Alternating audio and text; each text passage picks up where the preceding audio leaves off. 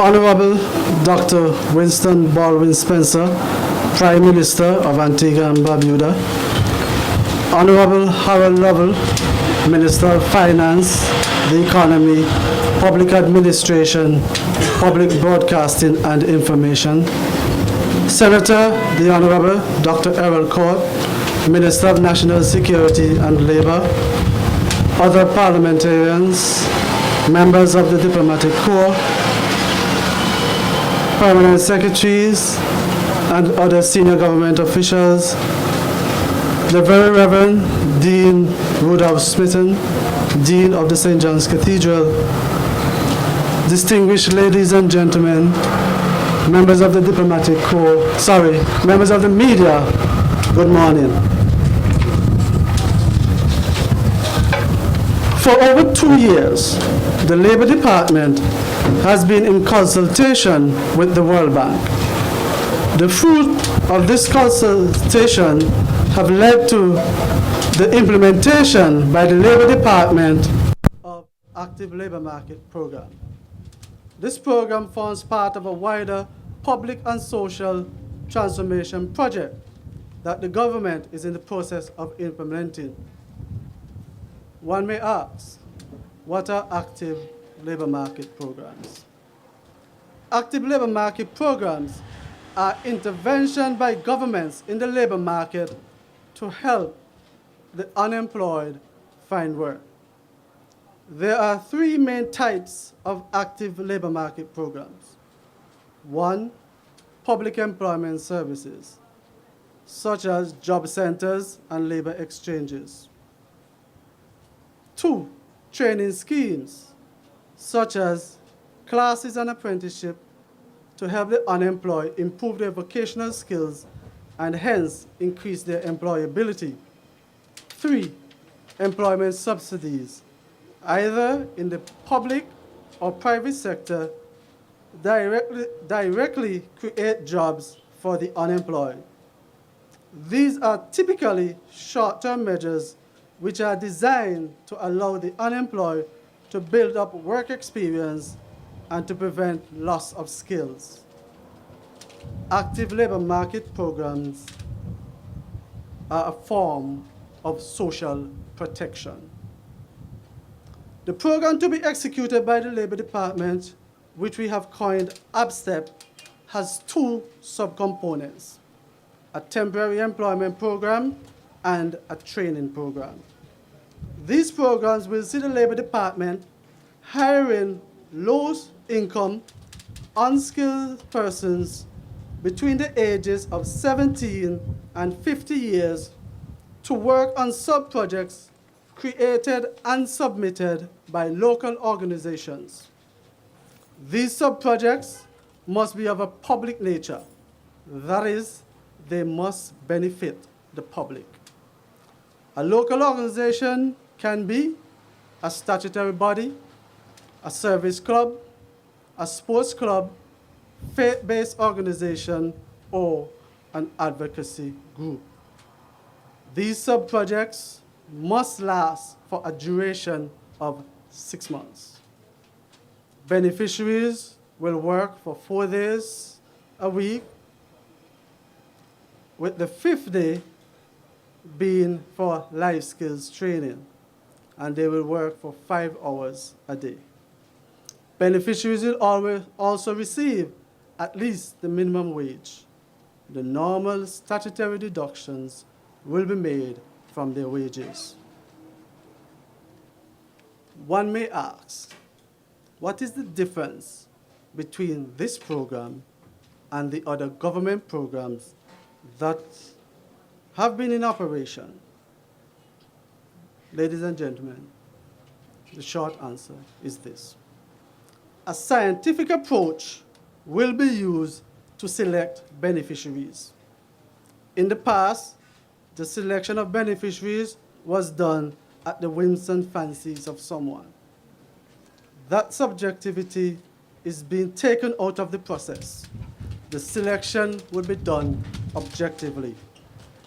A targeting instrument has been developed where beneficiaries will be evaluated using 4 variables, namely the individual's education level, income level, unemployment length, and work experience.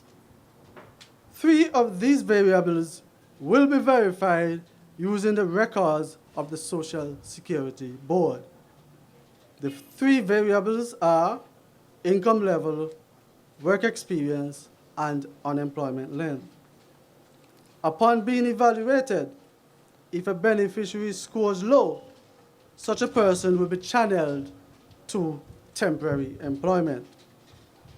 After being ranked, a beneficiary will be matched to a sub-project submitted by a local organization. What is the responsibility of a local organization?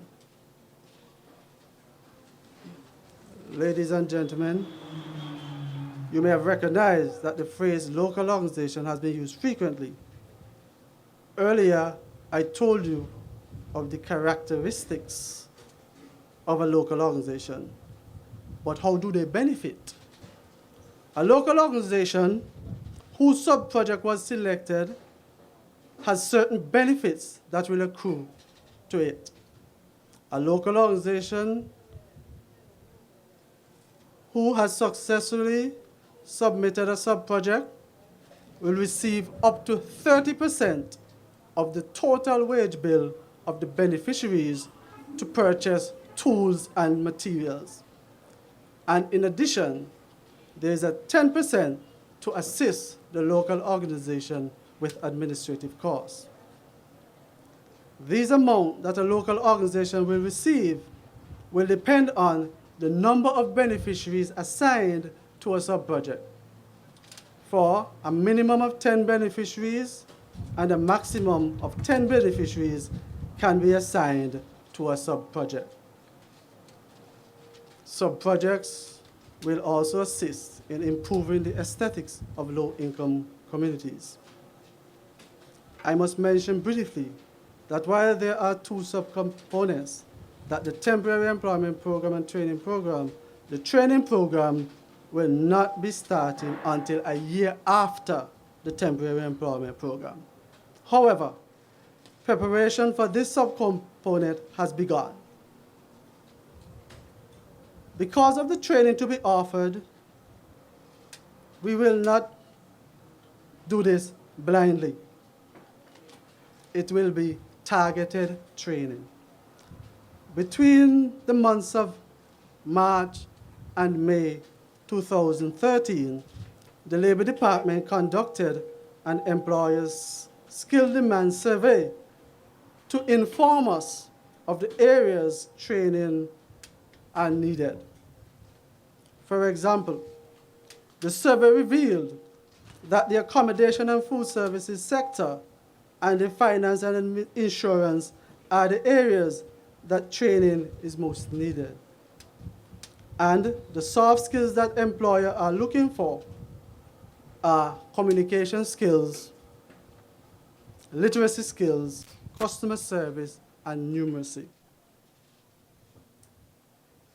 As the temporary employment program gets off the ground, we will work earnestly with the training institutions to create the relevant curricula for the training program.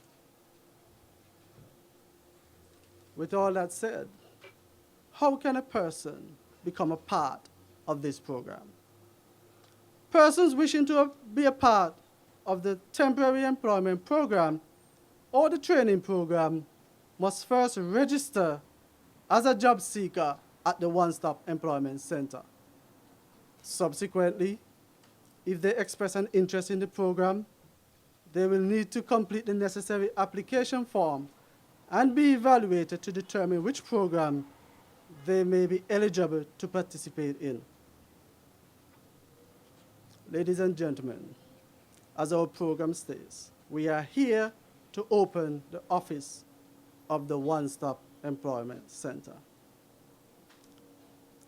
In 2002, with the assistance of the United States Department of Labor, the Labor Department opened a One-Stop Center, which was intended to be efficient and effective, to be an efficient and effective full-service career guidance facility. It worked for a while.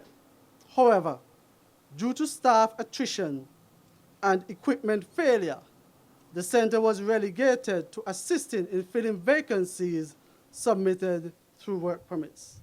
As you can imagine, this created much tension between employers and the department.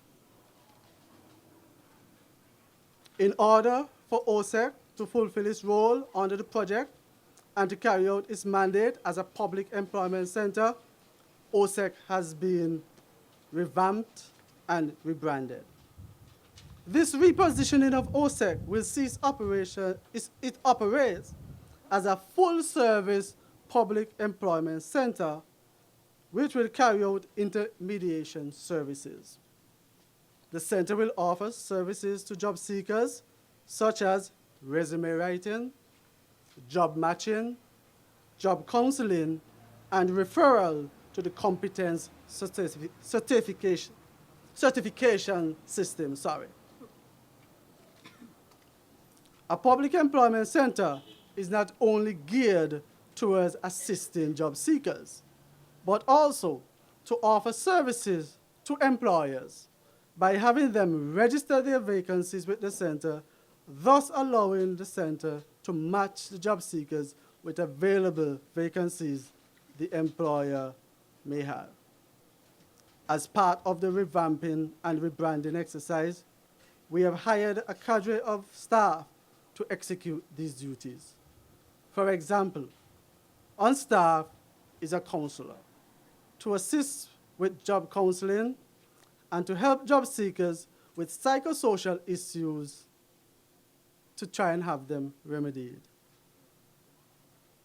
A business specialist is also on board to create that critical link between the center and employers for this to work. And it is our intention to work hard for this to happen. These are just two of the critical positions that have been filled at the center. In order to market the center effectively, we have designed a logo for the center. That is the logo for the One-Stop Employment Center. So anywhere you see that logo, it is Antigua and Barbuda's One-Stop Employment Center. And as you will see later, we have tried to create an environment that is conducive to work and welcoming to our clients. Over the years, while we have tried to assist job seekers with the limited resources, persons have complained that the center has not been helpful because it does not contact them. But let me advise that it is not the duty for the employment center to keep in contact with job seekers, but it is for job seekers to keep in contact with the center. This is how the system works. When a job seeker is registered in the system, if a month expires after registration, that job seeker will automatically be classified as a sleeper. If 6 months pass and the job seeker has not contacted the center, that job seeker will be classified as inactive. And this has serious implication for the unemployment rate, because unemployment is determined by persons who are actively seeking work. So if you are not actively seeking work, you're not unemployed. You may be a sleeper, or you may just be inactive. Ladies and gentlemen, the road to this stage has been long and arduous. But with perseverance, we are now opening the office of the revamped One-Stop Employment Center and launching AppStep. AppStep is the Antigua and Barbuda Skills Training and Empowerment Program. With continued hard work, we see this employment center develop to be the envy of the region. In closing, I wish to advise that the implementation of this program goes in stages. I know that persons out there are anxious to get something to do, but we have to make certain that there are work for you to do.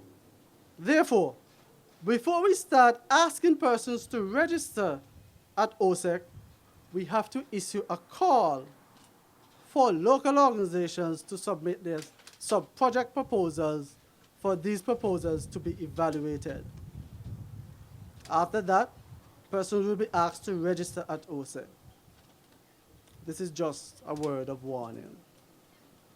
Not all persons who register as a job seeker may qualify to participate on the program. Also, not all who qualify may be able to participate in a cycle. The program will be run a 6-month cycle, and we hope to employ 150 beneficiaries per cycle. Finally, it is not my remit, but I would like to give gratitude to a few persons who have made it possible for us to reach this stage. The Honorable Minister of National Security and Labor, for his probing questions. And once he was satisfied, he never hesitated in signing the necessary circulation note to get the appropriate cabinet decisions. The esteemed Permanent Secretary, for her invaluable support and assistance, and for the confidence shown.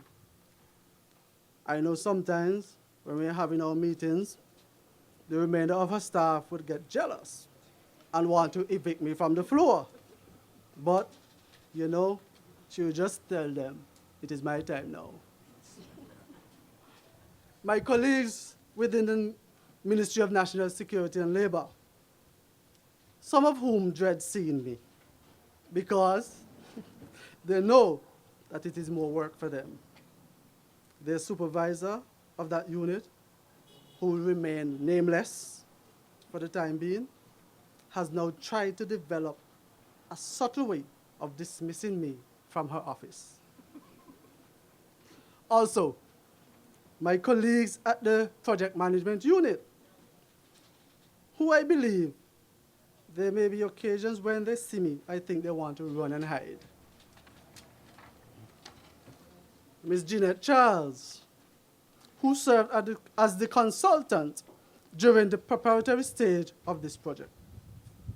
I would like to say how fortunate we were to have you, and appreciation must be shown for your eagerness and quality reports.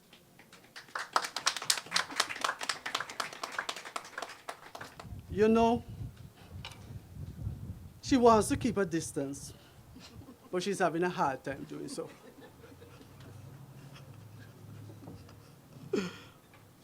Also, the technicians at the government's IT center, the Ministry of Works, and APA, who I have been harassing, or I have harassed, and will still continue to harass to get things done. Ladies and gentlemen, I'll end here and leave it to the person whose remit it is to give the commendations. Thank you.